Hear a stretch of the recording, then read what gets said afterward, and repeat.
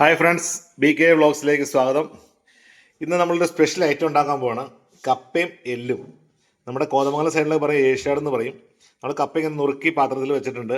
അതുപോലെ എല്ല് അടപ്പത്ത് വെച്ചിട്ടുണ്ട്. അത് നുറുക്കിയിട്ട് കുറച്ച് സവാള, മല്ലിപ്പൊടി, മഞ്ഞൾപ്പൊടി, മുളക് പൊടി എല്ലാം ചേർത്ത് അടപ്പത്ത് വെച്ചിട്ടുണ്ട്. ഇനി ബാക്കി കുറച്ച് ഇൻഗ്രീഡിയൻസും ചേർക്കാനുണ്ട്. കപ്പയിൽ മഞ്ഞൾപ്പൊടി ഇട്ടു. ഇനി ഉപ്പിടണം, വെള്ളം ഒഴിക്കണം. എന്നിട്ട് നമ്മൾ അടപ്പത്ത് വെച്ച് വേവിക്കണം.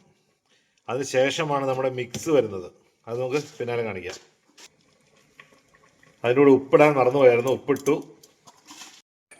നമ്മുടെ കപ്പ ഇങ്ങനെ വാട്ടി ഊറ്റി അതായത് വെച്ചിട്ടുണ്ട്. അത് നമ്മൾ കപ്പ കലത്തിലിട്ട് വേവിക്കുമ്പോൾ ഉപ്പും അതുപോലെ തന്നെ അല്പം മഞ്ഞപ്പൊടിയും കൂടെ ഇടണം. അപ്പോൾ എന്താണെന്ന് വെച്ചാൽ നല്ല ടേസ്റ്റ് ആയിരിക്കും. അത് തന്നെയല്ല നമ്മുടെ വിഷാംശം അങ്ങനെ എന്തെങ്കിലും ഉണ്ടെങ്കിൽ അതൊക്കെ മാറി കിട്ടും. കപ്പയിൽ സൈനൈഡൊക്കെ ഉണ്ടെന്നുള്ള ചെറുതായിട്ട് സൈനൈഡിൻ്റെ അംശമുണ്ട്. അതാണ് നമുക്ക് ചെറിയൊരു മക്കും അതുപോലെ ചെറിയൊരു ഉറക്കക്ഷീണമൊക്കെ ഉണ്ടാവുന്നത് കപ്പയിൽ വരുന്നുണ്ട്.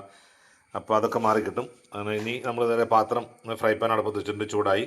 നമ്മുടെ ഇറച്ചി അതിൽ എല്ല് നമ്മൾ വേവിച്ച് കറക്റ്റായിട്ട് വെച്ചിട്ടുണ്ട്. ഇനി നമുക്കൊന്ന് മിക്സ് ചെയ്യാം. ഓക്കെ, നമ്മുടെ എല്ല് കണ്ടോ ശരിക്കും വെന്തു. എല്ലും ഇറച്ചിയും ചേർത്ത് നല്ലോണം വെന്തു കേട്ടോ.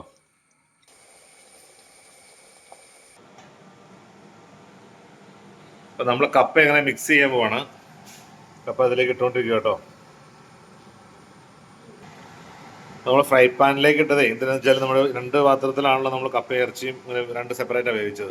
അപ്പോൾ അതൊന്ന് മിക്സ് ചെയ്യണമെങ്കിൽ ചെറിയ പാത്രത്തിൽ പറ്റില്ല. അതുകൊണ്ട് വലിയ പാത്രത്തിലേക്ക് ഇട്ട് നമ്മളങ്ങ് മിക്സ് ചെയ്യാൻ പോവാണ് കേട്ടോ. കപ്പയും ഇടുവാണ്. കപ്പ നമുക്ക് ഇട്ട് ശരിക്കും മിക്സ് ചെയ്യണം.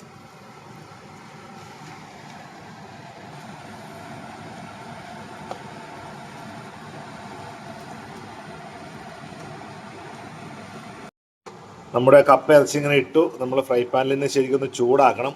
അതിന് ശേഷം നമുക്ക് കുറച്ച് തേങ്ങ വറുത്തരച്ച് വെച്ചിട്ടുണ്ട്, അതുകൂടി ചേർക്കണം. അതുകൂടി ചേർത്ത് കഴിയുമ്പോഴാണ് അതിൻ്റെ ടേസ്റ്റ് നമുക്ക് കിട്ടുള്ളൂ.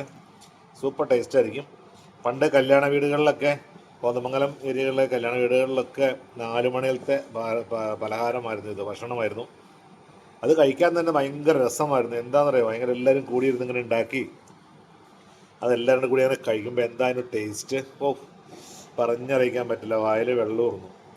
അതുപോലെ തന്നെ ഇത് കഴിച്ചാൽ ഏഷ്യാഡെന്ന് പേര് വരാൻ കാരണം വെച്ചാൽ ഇത് കഴിച്ചിട്ട് നമ്മൾ ഏഷ്യാഡിനൊക്കെ പങ്കെടുത്താലും നമുക്ക് നല്ല എനർജറ്റിക് ആയിരിക്കും. നല്ല സംഭവം, നല്ല ടേസ്റ്റാണ്, നല്ല ഫുഡാണ്. യാതൊരു കെമിക്കലും ഇല്ലാത്ത നല്ല നാടൻ ഫുഡാണ്. ആ കപ്പ ഇത്തിരി കുഴഞ്ഞു പോയെന്നൊരു ചെറിയ സംശയം. നമ്മളിവിടെ നട്ട കപ്പയാണ്, അവിടെ ഒരു വേവ് നമുക്ക് കൃത്യമായിട്ട് കിട്ടിയില്ല. അപ്പോൾ നമുക്കിനി ഞാൻ റെഡി ആക്കട്ടെ കേട്ടോ, എന്നിട്ട് വരാം. കപ്പയൊക്കെ വെച്ച് വാങ്ങി നമ്മളെല്ലാം കോഴിയിട്ട് വെച്ചേക്കുവാണ്. കുട്ടികളൊക്കെ കഴിക്കാൻ വന്നേക്കണു. നമ്മൾ കുറച്ച് ഇത് സവാള എറിഞ്ഞിട്ടു. അതുപോലെ തന്നെ കപ്പയും കടുംചായയാണ് ഏറ്റവും കോമ്പിനേഷൻ കേട്ടോ. നമ്മുടെ കട്ടൻ ചായ തെറ്റിദ്ധരിക്കൊന്നും വേണ്ട, കട്ടൻ ചായ തന്നെ കേട്ടോ. അപ്പോൾ കട്ടൻ ചായയും കപ്പയും. മക്കളെ കഴിക്കണേ, എടുക്കാം, ഇവ എടുക്കുക.